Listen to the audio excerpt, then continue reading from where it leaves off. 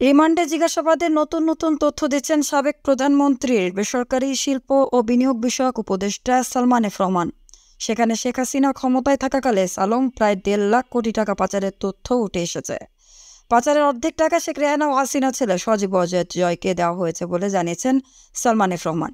রিমান্ডে সালমান এফ রহমান জানিয়েছেন, নতুন নতুন প্রকল্প বের করার তাগাদা দিতেন শেখ হাসিনার পরিবারের সদস্যরা। নতুন প্রকল্প মানেই বড় অঙ্কের কমিশন, এর সব কিছুই জানতেন শেখ হাসিনা, তবে তিনি কখনো তাতে না করেননি। সালমান এফ রহমানের বরাত দিয়ে তদন্ত সংশ্লিষ্ট সূত্র জানায়, এস আলমের মাধ্যমে দেশ থেকে পাচার হওয়া 1.5 লাখ কোটি টাকার অর্ধেকই শেখ রেহানা এবং সজীব জয়কে দেওয়া হয়েছে। বাংলাদেশ ব্যাংকের তৎকালীন গভর্নর আব্দুর রউফ তালুকদারের সরাসরি তত্ত্বাবধানে এসব অনিয়ম হয়, তবে এসব বিষয়ে কেউ কথা বলার সাহস পাননি। কেবল অর্থ পাচার নয়, দেশের ইস্টার্ন রিফাইনারি চিনিকল হাতিয়ে নিলেও এস আলমের বিষয়ে সবাই নীরব ছিলেন।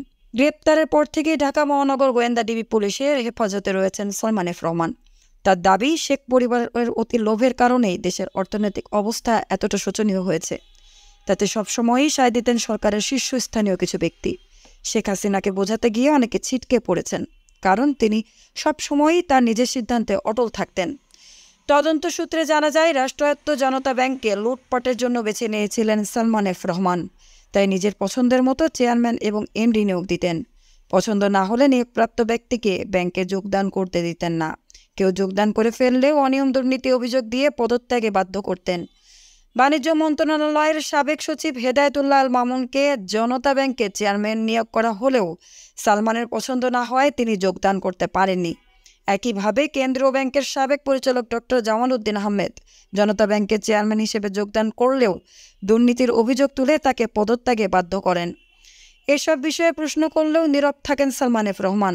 তদন্ত সংশ্লিষ্টরা তাকে বন্ড ছেড়ে প্রায় 7,000 কোটি টাকা তুলে নেওয়ার বিষয়ে প্রশ্ন করেছেন। তিনি বরাবর অসুস্থতার কথা বলে এড়িয়ে গেছেন।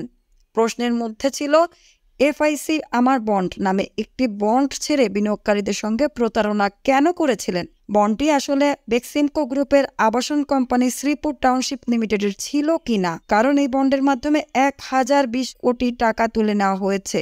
তদন্ত সংশ্লিষ্টরা এ প্রতিবেদককে বলেছেন, তাদের কাছে তথ্য এসেছে সুকুক বন্ডের মাধ্যমে সালমান এফ রহমান তুলে নিয়েছেন 2250 কোটি টাকা। এই বন্ড কেনার জন্য ব্যাংকগুলোকে বাধ্য করেছেন তিনি।